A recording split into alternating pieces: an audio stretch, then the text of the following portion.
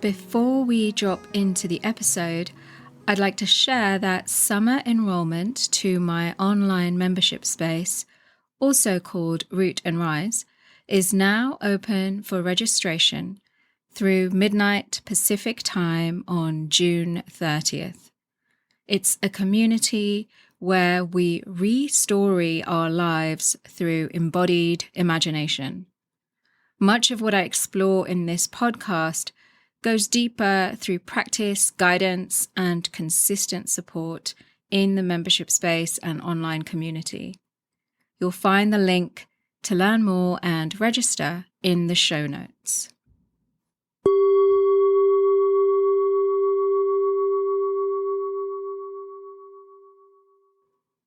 Welcome to this second episode of Root and Rise, the space where we slow down, go within, and attune to the deeper, vaster rhythms that move through and govern life. I'm your host, Rohini Walker. Thank you for tuning in. Let's start with taking a moment to land in the body, with taking a moment to remember to run everything I say by the felt sense, resonance, and dissonance filters of your system and your body's language. Feel and discern what's true for you, not just here on this podcast, but in all the many ways that you're taking in information in the world and in the conversations that you're having. Stay in your body. Stay in your sovereignty. No matter the perceived authority and expertise of the source of information, if something doesn't feel true for you, you get to choose whether or not it's correct and appropriate for you and your body with your unique history, ancestral lineage, and ecosystem of subjective experience. This is the birthplace of soul-body liberation. So today, I wanted to share a bit about the animist worldview, a core part of my life and my work. The animist worldview is also an essential part of decolonial practice. At its essence, animism sees all organic life, all phenomena as animate, ensouled, with an indwelling soul and consciousness. From planets and galaxies, all the way down to plants and soil and the underground networks of mycelium, as well as our psyches and bodies, our cells and organs, our diverse psychophysiological complexes and complexities, all of this is alive with an indwelling soul and spirit. The consciousness that infuses all of this and is all of this is the consciousness that moves through nature, that animates nature, and governs the larger and subtler processes of evolution, what the Polynesian and Melanesian people call mana, the Chinese call qi, the Japanese refer to as ki, and Indians like myself call prana. The movement of this life force can be measured through cycles and through change and through evolution. It can be measured in the passing of the seasons, in the phases of the moon, and in the processes taking place right now in our bodies, free from any interventions from the surface layer of our conscious awareness. This animist worldview is common amongst Indigenous, earth-based, nature-based traditions from around the globe, including the almost extinct Indigenous, ancestral European pagan traditions. Ancient healing sciences such as Ayurveda from India and traditional Chinese medicine, or TCM, have worked with these principles for millennia, understanding, for instance, that the organs and the functioning of the biological systems within a human being reflect a certain state of consciousness that can go on to create specific psychological traits and conditions, as well as corresponding physical expressions. In these traditions, our organs are more than mechanical parts. They're beings corresponding to elemental and planetary energies. They hold memory, emotion, and consciousness. Everything is experienced as part of one larger continuum and process. Animism offers a subject-subject worldview, in contrast to objectifying and fragmenting. It's about entering into relationship with the world and with ourselves. Animism sees all of existence as an expression of the numinous, of consciousness, of soul. This way of seeing and experiencing is radically different from and an antidote to the colonial, industrialized worldview that has shaped modern culture. A worldview born from the separation of spirit and matter. A worldview that has perpetrated a deep psycho-spiritual wounding in the modern human. In the West, this separation was codified during the European Renaissance.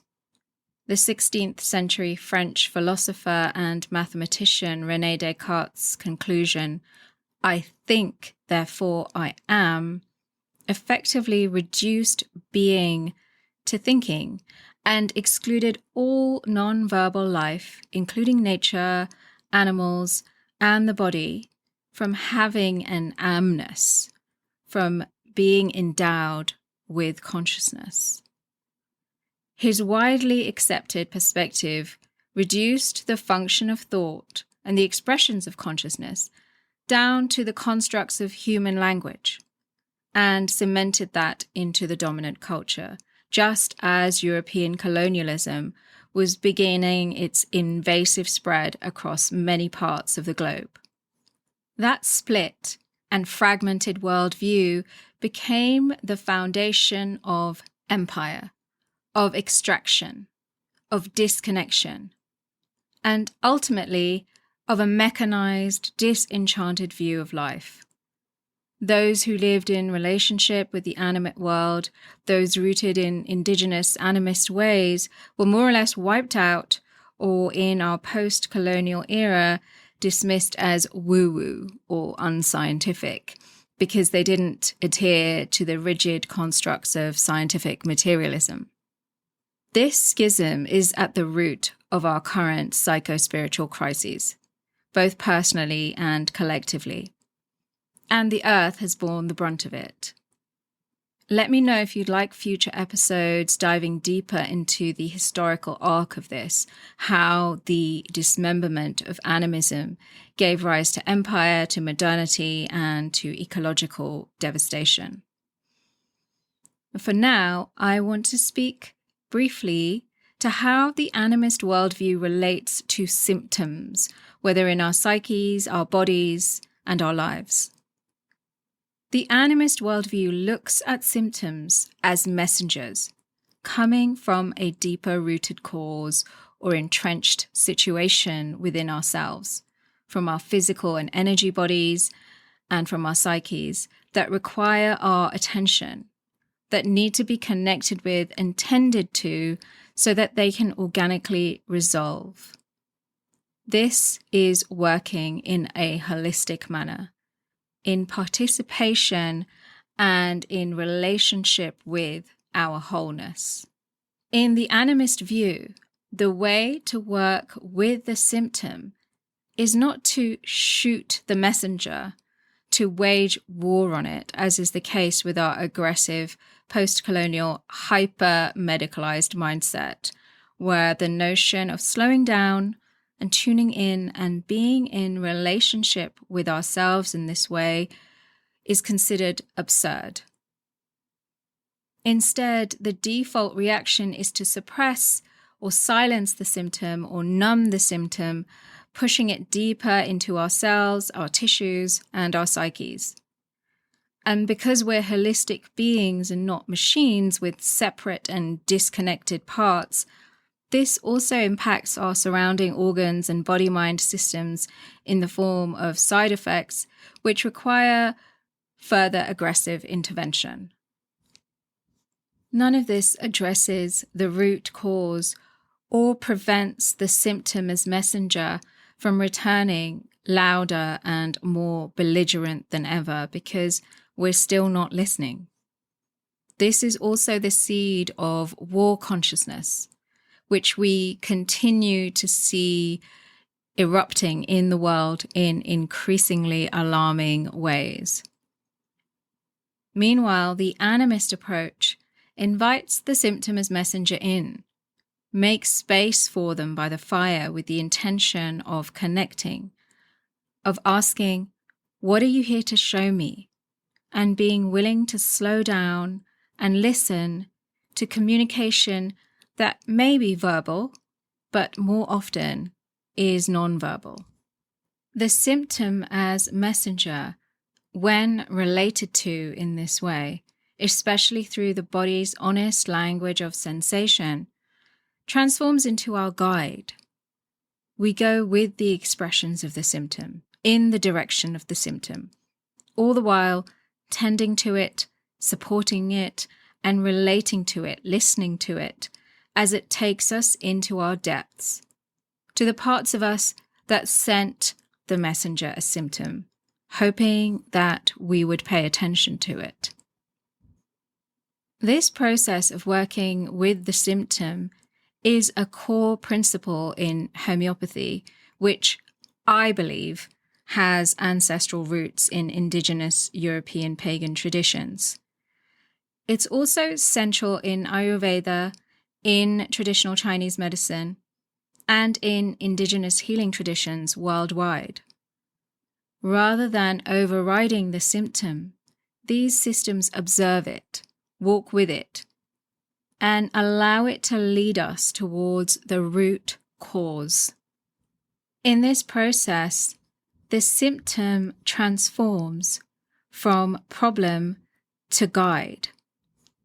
We stop pathologizing the body-mind and learn to relate to it and communicate with it, especially the body, which we've been taught to override, to dominate and control, to regard with suspicion, when in truth it's always communicating with us, honestly and clearly. We just don't always like the communications we're receiving. They're not always comfortable or pleasant. Unfortunately, the supremacy of modern Western pharmaceutical drugs as the mandated dominant system has pushed many of these holistic sciences to the fringes of culture, even though these days they're increasingly being considered less fringe. But I still feel like we have a way to go. Don't get me wrong, pharmaceutical drugs do have their place, but the enforced supremacy of anything is a colonial imprint. Working with symptoms in this way is what the archetypal psychologist James Hillman meant when he spoke of mythologizing our pathologies. It's a sacred act of remembering ourselves, of reweaving soul back into the mind-body, back into the unfolding narrative of our lives. To live from this place is radical inner decolonization and soul-body liberation.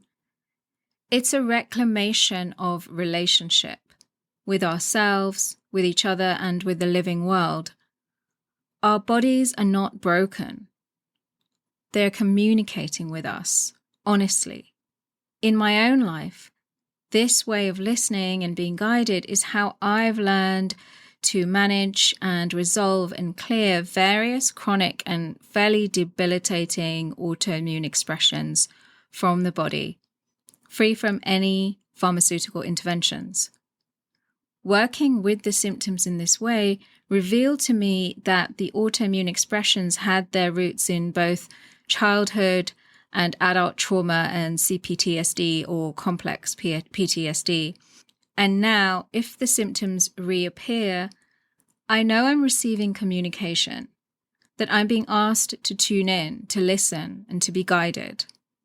My body has gone from being a battlefield to being a home for myself, as well as my most trusted friend and guide. Animism is one way that we can begin to dismantle the systems of alienation and oppression that live in us, inherited, internalized, and often unconscious. And it begins with the body, with listening, with feeling and discerning what's correct and appropriate for you and your living ecosystem. Interestingly, quantum physics is now echoing what the ancient Vedic seers in India knew, that all matter is conscious and is consciousness in motion. Every cell, every sensation, every so-called symptom is a living expression of consciousness. And the deepest layers of this knowing are pre-verbal. When we tune in from that place, there's often a softening, a relief, a sense of being remembered. I leave you with these words by the beloved Indian poet Rabindranath Tagore, who was from my ancestral lands in Bengal. He lived and wrote when the British were ruling India, a time when the ancient science of Ayurveda had been criminalized by the British. To me, his words capture the soul of animism. The same stream of life that runs through the world runs through my veins night and day and dances in rhythmic measure. It is the same life that shoots in joy through the dust of the earth into numberless blades of grass and breaks into tumultuous waves of flowers. As we close, I invite you to tune back into the body. Without engaging the thinking mind, allow the wisdom of your system to release anything that's not correct and resonant for you in this moment. And allow what is resonant for you to settle, to root. If it feels good, you could let that stream of life slowly move the wild, wise body to express its own subjective experience of this episode. Thank you for being here. Thank you for walking this path with me. Thank you for your attention. It's sacred and I appreciate it. If you'd like to deepen this journey, I'd love to have you in my membership space in Root and Rise, or I invite you to join my Substack, The Immateria. Details and links to everything are in the show notes. And if something stirred for you, email me at rohini@rohiniwalker.com or message me on Substack. I'd love to hear from you. Until next time, here's to alignment.